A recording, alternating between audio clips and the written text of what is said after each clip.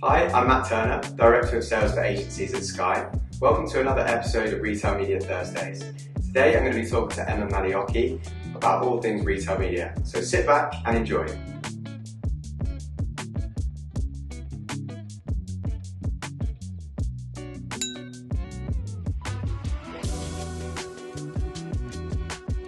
So welcome Emma, and tell us a little bit about yourself and your role at Mindshare. I am the Head of Commerce at Mindshare Worldwide. I joined about a year ago. I've worked both client side and agency side. I've worked in the industry for over 15 years, and a lot of that's been heavily FMCG focused, and just really loving it. Excellent. And so tell us a little bit about a highlight or a peak of the week so far. It can be professional or personal, whichever you choose. Okay. So I've just come back from Disneyland Paris. Oh, so amazing. That's the highlight. Great. It was my youngest son's birthday yesterday. So it has been a little bit crazy, a little bit tired. Great. I have kind of got Disney songs running in the back of my mind still. Nice. So it's good. And so we're at the White Hart in Southwark, so tell us a little bit about why you chose this pub. So I chose this pub because when I lived in London, so I lived in London for about a decade, and when I lived here, I didn't live that far away, so it's a bit of a throwback for me. Excellent. So we've interviewed several agencies as part of our Retail Media Thursdays series. What makes Mindshare unique, and what made you move back to agency side after 6 years at Nestlé? Okay. Well, what makes Mindshare unique is the fact that it's really focused on people and clients, and that's at the heart of everything that we do, and that's even in the core values, so energy and empathy, so it's a lovely place to work. In terms of the transition from Nestlé, I loved working at Nestlé as well. I still talk to a lot of the team there. I led UK and Ireland media for Nestlé, and I worked really closely with our marketing teams. I led the relationships with our agencies, with our media partners, so I had a lot of responsibility there, and I led Advanced TV from a global perspective in our Global Media Council, and it got to a point where I'd worked across all brands, all categories, and actually it was time for something different and expand my horizons at Mindshare. Great. So you mentioned you worked on agency operations. So if you had advice for someone that is in a similar role to your previous one, what would that advice be for getting the most out of retail media through their agency? And would that advice be the same as it was 12 months ago since you've come back to agency world? Okay.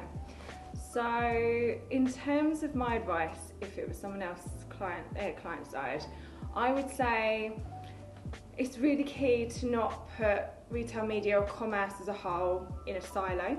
Make sure that it's integrated as much as possible, and review kind of internal complexities, so whether that's where budgets are sitting, where teams are sitting, all those different alignments, I would make sure that I was really reviewing and really looking at again, and I would say that is really key.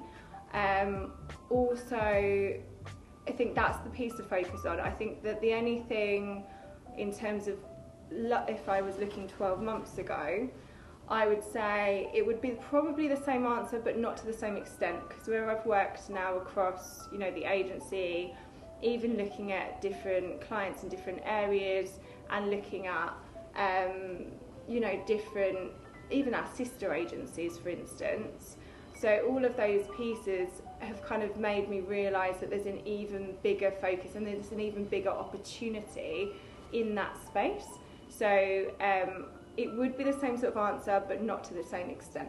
Sure. Make sense? Yeah, that makes sense. Cool. So we recently released our State of Retail Media study for 2023, and part of that we found 50% of respondents or more said that their retail media maturity was either average or below average. Mm-hmm. So how do you assess clients' retail media maturity, and how do you develop that into their 2023 plans with new processes, products and ideas?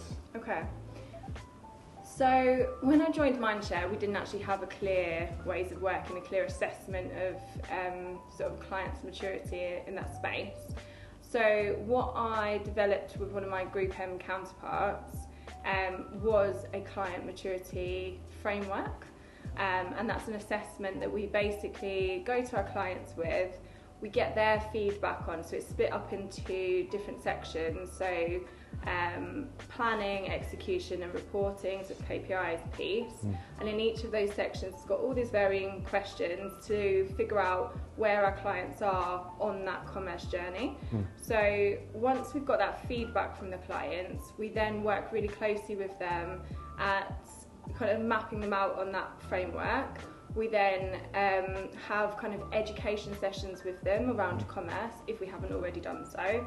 We then lead that into workshops, and that can be on all different sections. That can be media planning, media strategy, content, for instance, shelf and promo, those areas. We would have those different workshops with them. We would work really closely in those workshops to define, you know, what success looks like, what growth looks like, what areas they can develop in, what they could do with certain partners, or what they could do to just push themselves that next step. And we would make sure we roadmapped that out with them in order to have those pinpoints, in order to have those test and learn areas that we can then push them forward with and really partner with them on. Cool, that sounds good. And if you look at Gartner's retail media life cycle, they suggest that we're about to enter what they call the trough of disillusionment, which is a phase where limitations become clear and problems with tech starts to arise. So what would your advice be to tech companies like Sky, or even the retailers themselves with the tech they offer, to get through this level of the cycle? And what needs to change, do you think, amongst the tech partners in the industry? So I think there's a couple of things. So visibility, consistency, I would say, are the two focus points. I think there are different definitions, different pieces in terms of measurement. There is a lack of consistency in the industry. So I think being able to provide that for clients and being able to do that in a way that really is clear and works on all of the things that they need and they understand, and would be my focus. Sure. Yeah. Okay.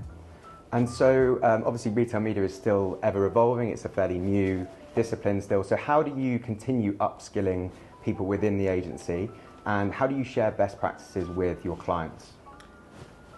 Upskilling people within the agency, partnering with people like yourselves. So getting people into the building, whether actually virtually or into the building, and really getting you in front of all of the agency staff. And I think making sure that we are bringing new innovation, new training, things like that into in front of the staff, so that they really understand, you know, what's out there in the industry, what's going on, what can they do, what can they bring to the clients, and then that naturally kind of lends itself to go into the next question, which was around, you know, how we then share that with the clients. I think take it back a step in terms of understand what the client needs and wants first, and then obviously you can look and develop what areas you want to kind of showcase to them. Sure. But again, it would be education sessions for them potentially,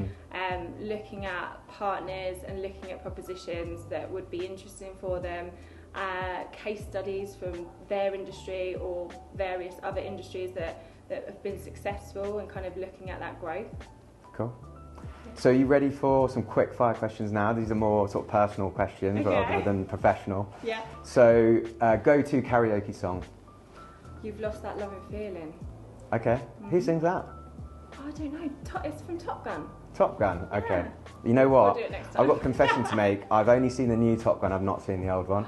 That's criminal, isn't it? Yeah, that is a crime. Okay. Well, I was in the cinema with someone who was watching the old Top Gun. No, not the old Top, the new Top Gun, and they hadn't seen it either, and I was just... I know, I need to catch up. Yeah. So next question, what's the most recent TV series you've been watching? I'm a strong Grey's Anatomy Okay, fan. I have and seen I'm that. season 19 in, and they've got Nice. like the new season, so yeah. Cool. Okay, next question. What is your favourite animal? Otter. An otter? Yeah, Okay. because they hold Explain. each other's hands. Oh, fair enough. Yeah, it's Fair cute. enough. Last impulse purchase? Oh, Disney stuff. Disney stuff. Yeah. Yeah, fair enough. What was it? I bought a Pluto dog, Okay. little cuddly toy. I bought a little, what's it called? Snow globe. I don't know, when you're there you get excited, don't you? You're like, yeah, I need this stuff. And this is probably going to link to your previous answer. Dream holiday destination, if you've not just ticked it off with the Disneyland visit. Oh, I love a bit of travel, so I don't think I'd say Disneyland. Okay. But only because it's so intense over such a short period of time.